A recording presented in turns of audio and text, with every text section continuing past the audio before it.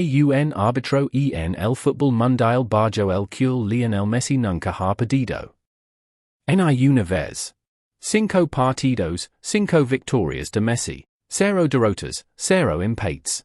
Incluso formó parte del equipo arbitral en la final del Mundial 2022 que Argentina ganó. ACIQ, de todos los árbitros de todo el planeta, adivina a quién acaba de designar la FIFA para la semifinal de Inglaterra. Y recuerda exactamente dónde estamos ahora mismo. Argentina y la FIFA están enteradas bajo una montana de controversia en este torneo. Acusados partido tras partido de recibir todas las decisiones importantes a su favor.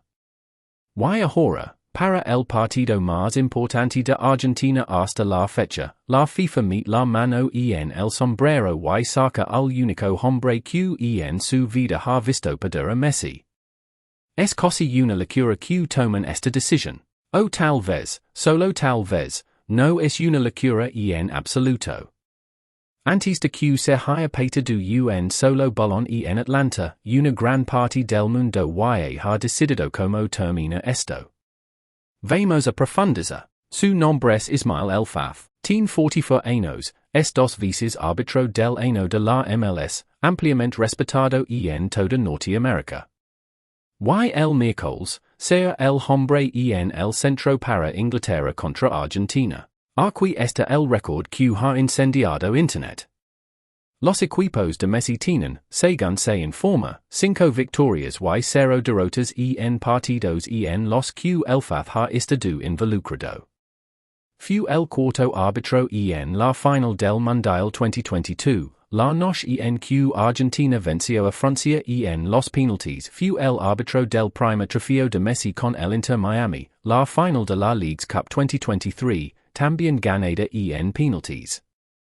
Sumalo todo y obtienes un récord impecable de Messi. Nunca una derrota, ni siquiera un empate. Y ahora, de todos los partidos del mundo, la ha tocado el que Messi estará 90 minutos de otra final. Sin embargo, un detalle que complica el pánico. Mira lo que Elfath ha hecho realmente en este torneo, y difícilmente grita amigo de los favoritos.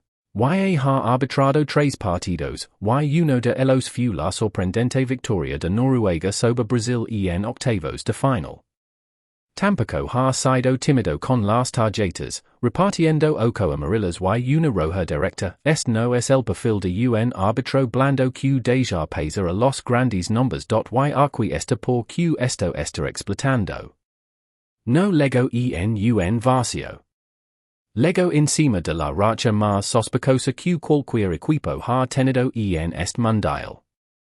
Argentina llegó a la semifinal perseguida por una nube de controversia.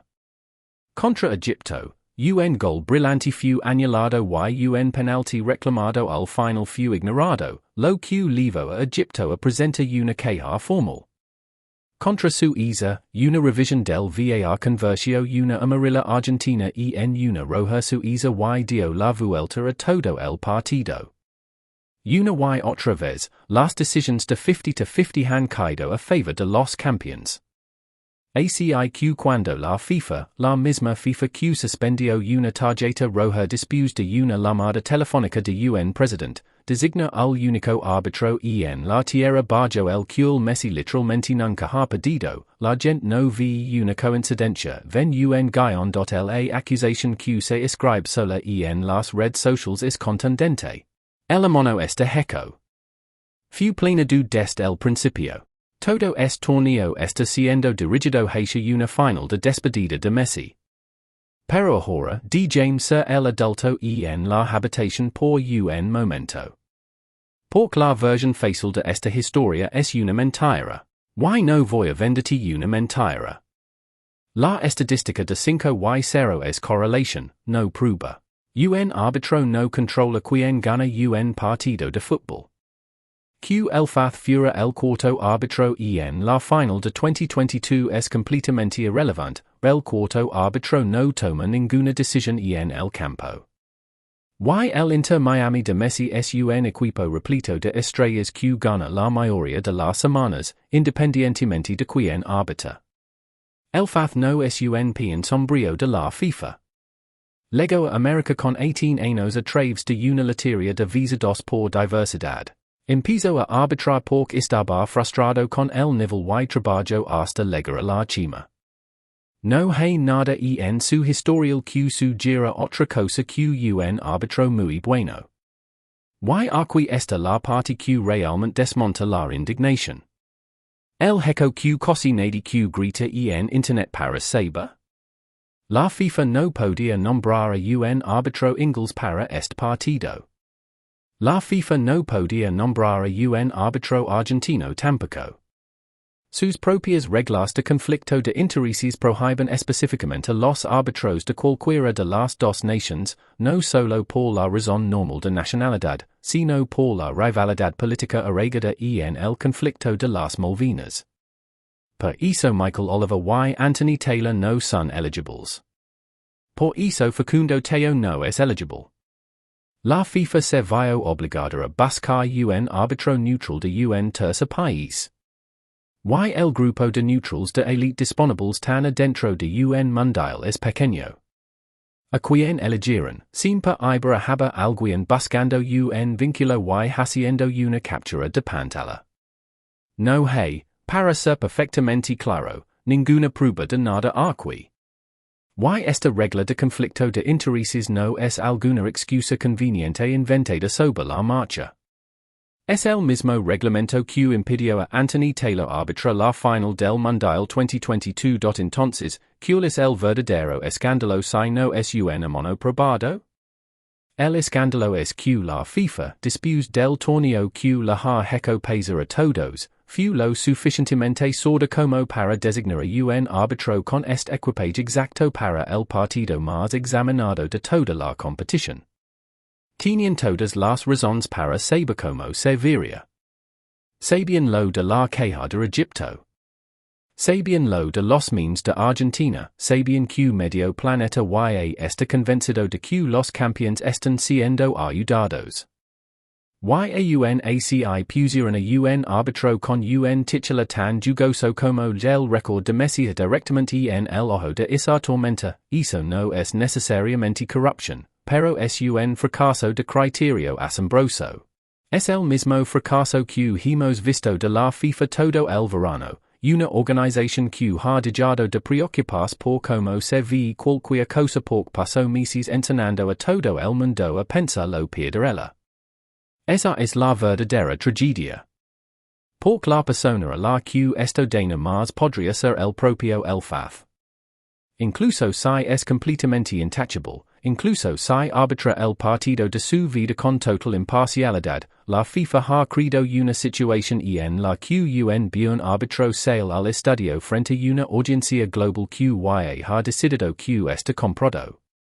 Cada decisión que toma el miércoles es ahora radioactiva. Una falta blanda, una tarjeta amarilla, un fuera de juego, un penalti, si algo va a favor de Argentina, Internet explota.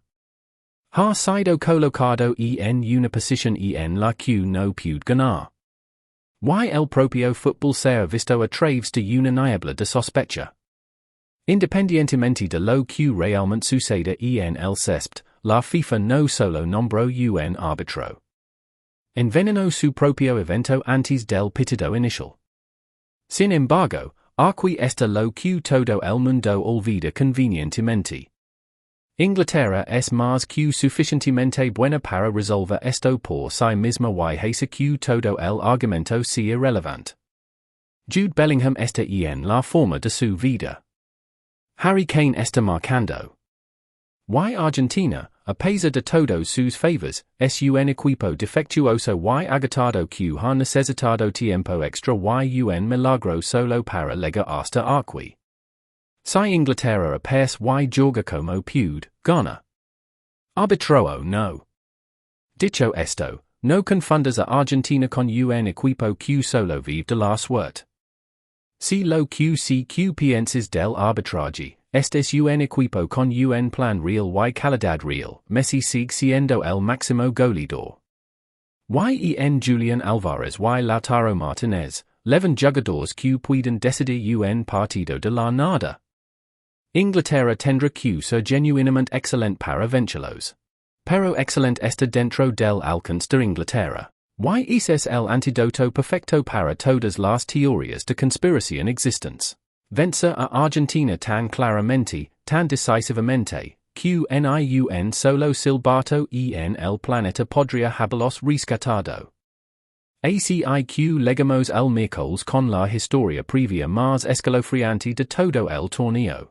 Un árbitro que nunca ha visto perder a Messi, designado por un organismo en el que casi nadie confía, para un partido para el que una enorme parte del mundo y ha escrito el final. Tal vez no sea nada, pura coincidencia disfrazada de prueba irrefutable. Tal vez sea el nombramiento más sordo de la historia moderna del Mundial. Pero de cualquier manera, la FIFA se ha asegurado de que cuando suene el silbato en Atlanta, cada ojo en el estadio estará puesto en el hombre del centro tanto como en Messi, Bellingham y el resto. Y eso, en una semifinal del Mundial entre estos dos grandes enemigos, es una auténtica vergüenza. ¿Crees que el nombramiento es una señal de alerta genuina o solo paranoia después de un torneo caótico? Deja tu veredicto abajo antes del pitido inicial.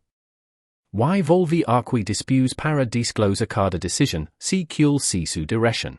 Numbers vimos en la próxima cobertura impactante.